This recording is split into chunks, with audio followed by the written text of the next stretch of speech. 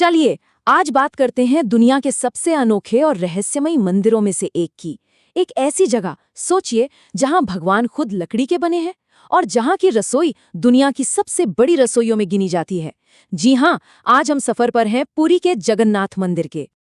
ये मंदिर भारत के पूर्वी तट पर खड़ा है और ये सिर्फ एक मंदिर नहीं है, ये आस्था, इतिहास और एक लाजवाब आर्किटेक्चर का जीता जागता नमूना है। लेकिन एक सवाल जो सबको हैरान करता है वो ये है कि यहाँ के मुख्य देवता लकड़ी के क्यों हैं और उन्हें एक तय समय पर रीति रिवाज से बदला क्यों जाता है। यही वो गहरा रहस्य है, वो पहेली है जिसे आज हम सुलझाने की कोशिश करेंगे। तो आगे बढ़ते हैं और देखते हैं कि आखिर इस मंदिर की इतनी अहमियत क्यों है। इसे समझने के लिए सबसे पहले हिंदू धर्म में इसकी जगह को जानना जरूरी है। देखिए, ये कोई आम मंदिर नहीं है, ये भारत के 4 सबसे पवित्र तीर्थों में से एक है, जिन्हें हम 4 धाम के नाम से जानते हैं। खास तौर पर वैष्णवों के लिए, मतलब जो भगवान विष्णु को मानते हैं, उनके लिए तो ये बहुत ही अहम जगह है। और तो और रामानुज और चैतन्य महाप्रभु जैसे महान संत भी इस जगह से जुड़े रहे हैं। और इसका इतिहास भी बहुत पुराना है। आज हम जो ये शानदार बनावट देखते हैं ना, इसे बनना लगभग 1000 साल पहले 11वीं सदी में राजा अनंत वर्मन चोडगंग ने शुरू करवाया था।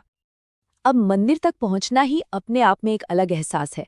यहाँ की जो बनावट है, जिसे कलिंग आर्किटेक्चर कहते हैं, वो देखने लायक है और इसे आस्था का एक किला बनाती है। और ये सिर्फ एक बिल्डिंग नहीं है, ये एक बहुत बड़ा कॉम्प्लेक्स है। मतलब एक तरह से 20 फुट ऊंची दीवारों के अंदर पूरा एक शहर बसा हुआ है। इसके अंदर 120 से भी ज्यादा छोटे छोटे मंदिर और पूजा की जगहें हैं। जैसे ही मेन गेट यानी सिंह द्वार से अंदर आते हैं, सबसे पहले नजर पड़ती है अरुण स्तंभ पर। फिर मुख्य मंदिर तक पहुंचने के लिए चढ़नी पड़ती हैं 22 पवित्र सीढ़ियां। कह सकते हैं कि हर एक कदम एक आध्यात्मिक सफर का हिस्सा है। लेकिन इस शानदार बनावट और इन ऊंची दीवारों के पीछे मंदिर के गर्भगृह में इसका सबसे बड़ा राज छिपा है और यही इसकी सबसे अनोखी पहचान भी है। तो सवाल ये उठता है कि इस मंदिर के भगवान इतने अलग क्यों दिखते हैं। आमतौर पर हिंदू मंदिरों में पत्थर या धातु की मूर्तियां होती हैं, है ना? पर यहाँ की मूर्तियां वो लकड़ी की हैं और देखने में कुछ कुछ अधूरी सी लगती हैं।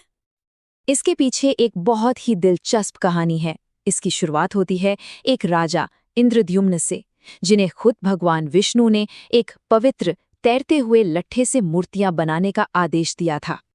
कहते हैं कि खुद भगवान विष्णु एक बूढ़े बढ़ई का रूप लेकर आए और उन्होंने ये काम अपने हाथ में लिया, लेकिन एक शर्त पर। और शर्त ये थी कि जब तक मैं अपना काम खत्म न कर लूं, मुझे कोई परेशान नहीं करेगा।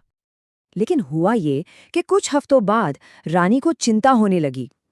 उन्हें लगा कि अंदर शायद बढ़ई की मौत हो गई है। और बस राजा ने दरवाज़ा खोल दिया। जैसे ही दरवाज़ा खुला, बढ़ई गायब हो गया और मूर्तियां अधूरी रह गईं। और तभी से भगवान जगन्नाथ, बलभद्र और सुभद्रा की ये बिना हाथ वाले रूप पूजे जाते हैं। और यहीं से कहानी और भी दिलचस्प हो जाती है। ये जो लकड़ी की मूर्तियां हैं, ये हमेशा के लिए नहीं है।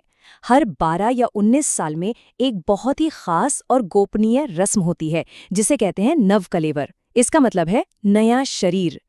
इस रस्म में पुरानी मूर्तियों की जगह ठीक वैसी ही नई मूर्तियां स्थापित की जाती हैं। अब बात करते हैं मंदिर के एक और हैरान कर देने वाले पहलू की। ये है यहाँ की रसोई, जिसे रोसा घर कहते हैं। ये सिर्फ खाना बनाने की जगह नहीं है, ये आध्यात्मिक पोषण का एक जीता जागता केंद्र है। सोचिए जरा, यहाँ हर रोज भगवान को 56 तरह के अलग अलग पकवानों का भोग लगता है। इसे कहते हैं महाप्रसाद। और ये सब कुछ दुनिया की सबसे बड़ी रसोइयों में से एक में तैयार होता है। और इस रसोई के नियम भी बड़े कड़े और पवित्र हैं। मान्यता है कि खुद देवी लक्ष्मी इसकी देखरेख करती हैं। अगर खाने में कोई भी कमी रह जाए तो कहते हैं कि एक परछाई वाला कुत्ता दिखाई देता है। खाना सिर्फ मिट्टी के बर्तनों में बनता है, जिन्हें एक के ऊपर एक रखकर पकाया जाता है। और हाँ, इन 56 पकवानों में प्याज या लहसुन का इस्तेमाल बिल्कुल नहीं होता। अब आते हैं उस समय पर जब साल में एक बार मंदिर की सारी ऊर्जा दीवारों से बाहर निकलकर सड़कों पर आ जाती है।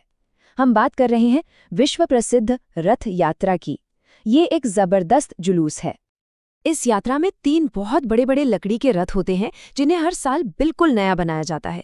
और भगवान जगन्नाथ का जो रथ है उसकी ऊंचाई का अंदाजा लगाइए, लगभग 45 फीट, यानी एक 4 मंजिला इमारत के बराबर। ये नज़ारा इतना विशाल और शक्तिशाली होता है, इतना जबरदस्त होता है कि इसने अंग्रेजी भाषा को भी एक नया शब्द दिया है, जगन्नॉट। इसका मतलब होता है कोई ऐसी ताकत जिसे रोका ना जा सके। ये शब्द यहीं जगन्नाथ से ही बना है। तो ये तो थी परंपरा की बात, लेकिन जगन्नाथ मंदिर की कहानी सिर्फ इतिहास में ही नहीं है, ये आज भी 21वीं सदी में भी लगातार लिखी जा रही है। जैसे कि हाल ही में 2024 में श्री जगन्नाथ हेरिटेज कॉरिडोर का उद्घाटन हुआ है। ये मंदिर की चारों ओर 75 मीटर का एक गलियारा बनाया गया है ताकि जो लाखों श्रद्धालु आते हैं उन्हें बेहतर सुविधाएं मिल सकें।